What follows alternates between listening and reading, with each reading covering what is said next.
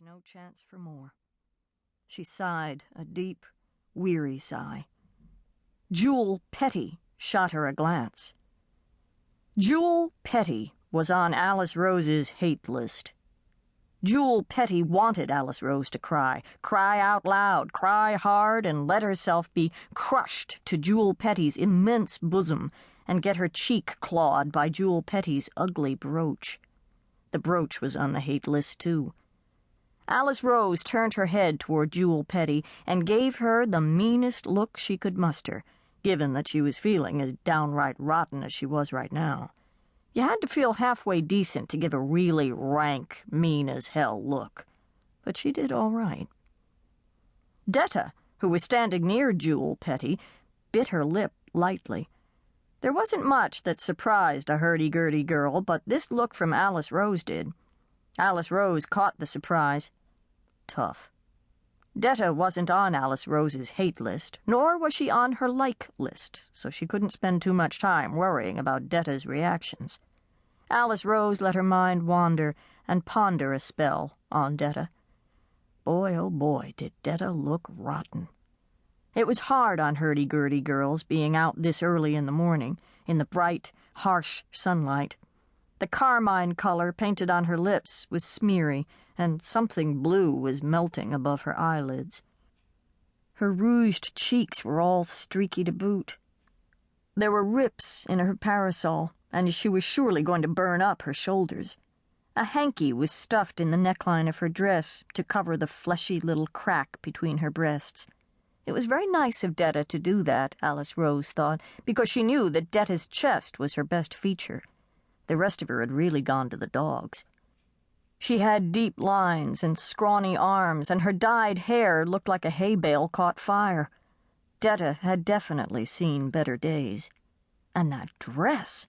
The ruffles were in tatters and now covered with this ugly, gritty dirt. They looked like mashed-up animal guts, a dusty mauve. To top it off, her beauty spot, all the hurdy-gurdy girls pasted them on, had slipped over to her ear. The minister's voice droned on. To everything there is a season and a time to every purpose under heaven. A time to be born and a time to die. A time to plant and a time to pluck up that which is planted. And a time to weep and a time to laugh. A time to mourn and a time to dance. A time to rend and a time to sow. A time to keep silence and a time to speak. A time to love and a time to hate.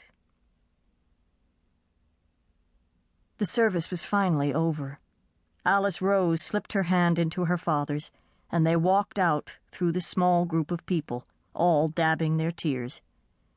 It was lovely, just lovely. Jewel Petty sniffed and poked at the corners of her eyes with a hanky. Lovely, lovely, Jewel's voice cawed. Wasn't it lovely, dear?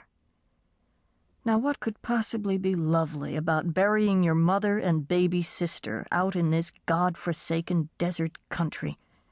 Lordy, she wished Eily Oram were here. Eily Oram would never say anything stupid like that. But Eily was off on her grand tour. I do so love that passage from Ecclesiastes that the Reverend read, Jewel continued. A time to be born and a time to die. But, thought Alice Rose, poor little Periwinkle had to do it all in the space of 2 hours and 17 minutes. A time to weep. Jewel's eyes peered into Alice Rose's expectantly, but Alice Rose lanced her with another poisonous glance. There could be no doubt as to what time Alice Rose was thinking about. Come on, Dad, it's time to go. She tugged at her father's hand, and Stan Tucker, heat-dazed and grief-stricken, followed his only child down the path that led to the dirt road that twisted up to the town that was stuck in a gulch, hanging off the side of a mountain. Chapter 2. Alice Rose and her father climbed the rickety, narrow stairs to their apartment in the Bigelow Building on C Street.